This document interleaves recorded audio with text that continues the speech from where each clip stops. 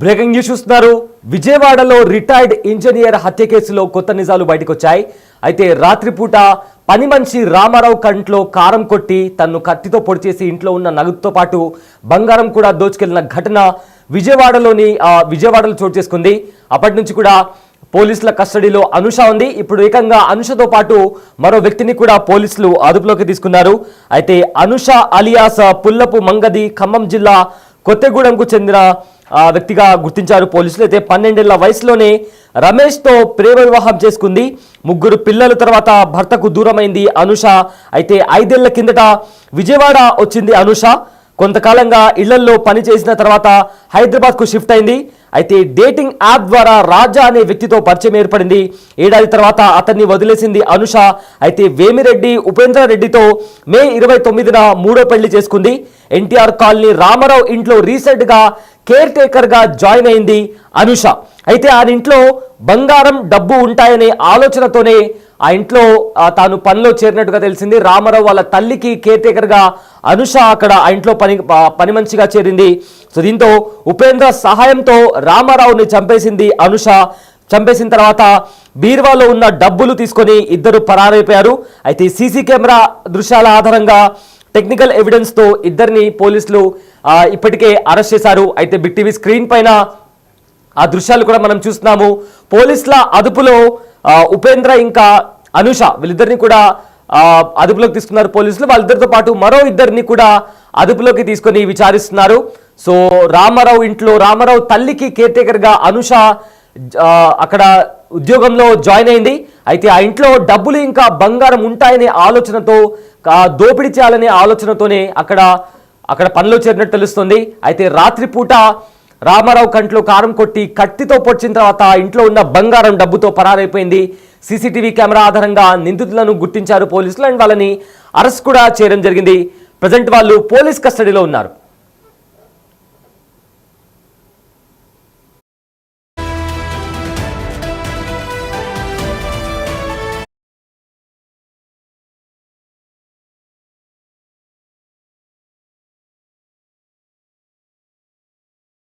Yes, ఇదే అంశానికి సంబంధించిన పూర్తి డీటెయిల్స్ మా ప్రతినిధి సాహిత్య లైవ్లో అందిస్తారు.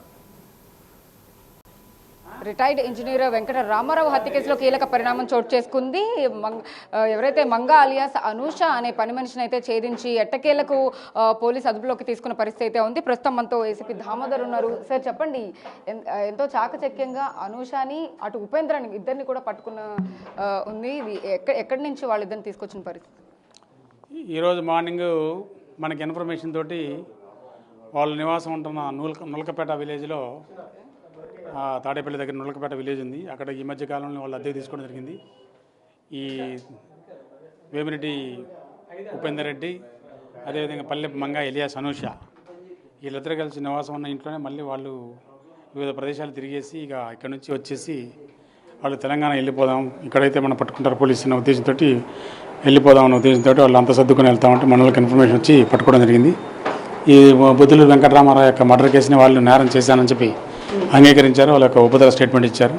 ఆ ఒప్పుదల స్టేట్మెంట్ మీద వాళ్ళ దగ్గర నుంచి ఆ ఇంట్లో దొంగిలించిన బంగారం క్యాష్ 43,000 క్యాష్, అదేవిధంగా ఆ ఇంట్లో దొంగిలించిన 2 చీరలు, అదేవిధంగా వాళ్ళ అమ్మాయి చందన రామారావు గారి కూతురు చందన అమ్మాయి యొక్క హ్యాండ్ బ్యాగ్ కూడా వాళ్ళ దగ్గర నుంచి రికవర్ చేయడం జరిగింది. ఇది కేవలం వాళ్ళ ఇద్దరు కూడా ఈ ఇంట్లో బంగారం డబ్బు ఎక్కువ ఉంటుంది, ఇతను కాంట్రాక్ట్ చేస్తాడు, రియల్ ఎస్టేట్ చేస్తాడు, ఇంట్లో పిల్లలు ఎవరు లేరు, మనం ఈజీగా చేసి వెళ్ళిపోతే మనకి ఏరే వాళ్ళు నేరస్తులు చేశారనుకుంటారు, మనకి మీదికి నేరం రాదన్న ఆలోచనతో అతను 10వ తారీఖు నైటు కళ్ళలో కారం చల్లి ముక్కు మూసి ముక్కు మీద దిండు పెట్టి నులిమి ఊపిరాడకుండా చేసి చంపి బీరువాలో ఉన్న ఈ యొక్క వస్తువులు దొంగిలించుకొని పారిపోవడం జరిగింది. ఈ యొక్క సీసీ వెంకటరామారావు గారు ఒంటిపైన బట్టలు లేకపోవడానికి కారణం ఏంటి? అంటే తర్వాత ఎవరైనా కప్పారా, లేకపోతే వాళ్ళు హత్య చేసే సమయంలోనే కింద వస్త్రాలన్నీ కూడా అంటే ఆయన మీద బట్టలు లేవు అనేది ఏం లేదండి, అన్నీ ఉన్నాయి, బట్టలు అన్నీ ఉన్నాయి, అదేమీ లేదు, అలాంటి ఆలోచన ఏం లేదు. అతను యాజిటీస్గా బెడ్రూమ్లో పడుకున్నాడు, అతను తాగే అలవాటు కూడా లేదు. ఆయన మామూలుగా తల్లి పక్క రూమ్లో పడుకుంది, ఇతనికి ఈ రూమ్లో పడుకున్నాడు, ఆ పని అమ్మాయి హాల్లో పడుకుంది. ఇది బట్టలు లేవనో లేకపోతే ఇంకేదో అమ్మాయిని తన్నారని ఇవన్నీ ఫాల్స్ రూమర్స్ తప్ప ఇంకా ఏం లేదు. It's clear cut off murder for gain.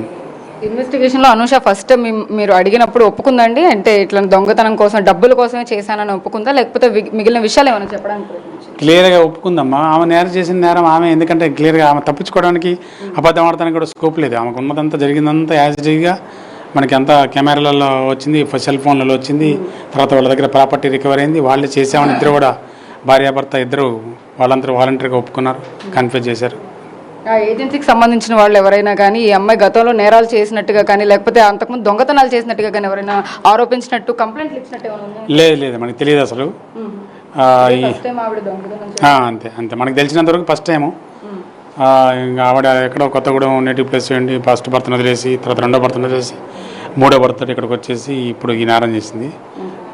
ముగ్గురు భర్తలతో గొడవ, ఇద్దరు భర్తలతో గొడవ అయింది. అది మాత్రం అంతే, అది కూడా కేసులు ఏం లేవు. సార్ ఒంటరిగా ఉండే వృద్ధులు ఇలాంటి పని మనుషులను కేర్ టేకర్లు పెట్టుకునే వాళ్ళందరికీ ఏం చెప్తారు సార్, అంటే ఈ సంఘటన తర్వాత? ముఖ్యంగా ఏంటంటే మనకి సీసీ కెమెరాలు పెట్టుకోవాలని చెప్పి మాత్రం చెప్తున్నాం. అదేవిధంగా ఈ ఓల్డ్ ఏజ్ పీపుల్ యూఎస్ఏలో వాళ్ళ పిల్లలు ఉండి ఇక్కడే తల్లిదండ్రులు కానీ తర్వాత తాతలు కానీ అమ్మమ్మలు కానీ ఉండి ఇంట్లో ఇండివిజువల్ ఇల్లు అయ్యండి అపార్ట్మెంట్ మాత్రం ఖచ్చితంగా సీసీ కెమెరాలు పెట్టుకోవాలని, అదేవిధంగా కేర్ టేకర్ని పెట్టుకుంటే మాత్రం కేర్ టేకర్ యొక్క యాక్సిడెంట్స్ వాళ్ళ యొక్క మంచి చెడు కూడా విచారించుకొని తెలిసిన వాళ్ళు అయితే తెలిసిన వాళ్ళ ద్వారా పెట్టుకొని తెలిసిన వాళ్ళు పెట్టుకోవడం చాలా మంచిది.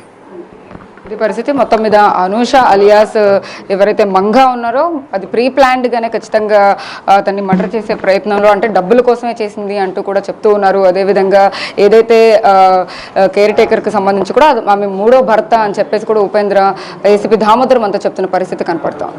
వీడియో జర్నలిస్ట్ సాహిత్య బిగ్ టీవీ విజయవాడ నుంచి. విజయవాడలో రిటైర్డ్ ప్రభుత్వ ఇంజనీర్ రామారావు 62 సంవత్సరాలకి అయితే ఆయన హత్యకు గురయ్యారని పోలీసులు చెప్పారు. అయితే రామారావు ఇంట్లో పనిచేసే మహిళ కేర్ టేకర్ పనిలో చేరిన 5వ రోజే ఆయనను హత్య చేశారని పోలీసులు వివరించారు. మాచవరం పోలీస్ స్టేషన్ పరిధిలో జరిగిన ఈ హత్య కేసు విచారణ వివరాలు కూడా పోలీసులు చెప్పడం జరిగింది. అయితే విజయవాడకి చెందిన రిటైర్డ్ ఇంజనీర్ రామారావు ఆయన 95 ఏళ్ల తన తల్లితో కలిసి ఎన్టీఆర్ కాలనీలో నివాసం ఉంటున్నారు. కొన్నేళ్ల కిందట భార్య అనారోగ్యంతో చనిపోవడం, కూతురు హైదరాబాద్లో, కొడుకు చెన్నైలో ఉండడంతో చురుగ్గా కదలలేని వృద్ధురాలైన తన తల్లిని చూసుకోవడానికి కేర్ టేకర్ను నియమించుకున్నారు రామారావు. ఎప్పటి నుంచో ఉన్న కేర్ టేకర్ ఇటీవల మానేయడంతో ఈ నెల జూన్ 5న మంగా అలియాస్ అనుషను కొత్త కేర్ టేకర్గా తీసుకున్నారు. అయితే జూన్ 5వ తేదీన రామారావు ఇంట్లో కేర్ టేకర్గా చేరిన అనుష రాత్రిళ్ళు వృద్ధురాలికి సహాయంగా ఆమె గదిలోనే నిద్రపోయేవారు. ఈ క్రమంలో ఆ ఇంట్లో నగదు బంగారం ఉందని, సరిగ్గా నడవలేని వృద్ధురాలు 62 ఏళ్ల రామారావు తప్ప ఇంట్లో ఎవరు ఉండరని భర్త ఉపేందర్ రెడ్డికి సమాచారం ఇచ్చింది. సో సమయం చూసి డబ్బు బంగారం తీసుకొని పారిపోవాలని కూడా ప్లాన్ చేశారు వాళ్ళిద్దరూ. ఇదే క్రమంలో ఈ నెల 10వ తేదీన రాత్రి 12 గంటల సమయంలో రుద్రాలి గది నుంచి బయటకు వచ్చిన అనుష తనకు సరిగ్గా గాలి ఆడటం లేదని కాసేపు బయట కూర్చుంటానని చెప్పి తలుపులు తీసింది. అప్పటికే అక్కడ కాచు కూర్చున్న ఉపేందర్ రెడ్డి ఇంటి లోపలికి వచ్చారు. ఇద్దరు బీరువా ఉన్న రామారావు గదిలోకి వెళ్లడంతో మెలకువ వచ్చిన ఆయన వీరిద్దరిని అక్కడ ఆపే ప్రయత్నం చేశారు. అయితే దీంతో ఆయనను హత్య చేసి బీరువాలోని 50,000 రూపాయలు తీసుకొని ఇద్దరు పరారైనట్లు కూడా పోలీసులు వెల్లడించారు. అయితే దీనికి సంబంధించి అనుష అదేవిధంగా ఉపేందర్ రెడ్డితో పాటు మరో ఇద్దరిని కూడా పోలీసులు అదుపులోకి తీసుకున్నారు.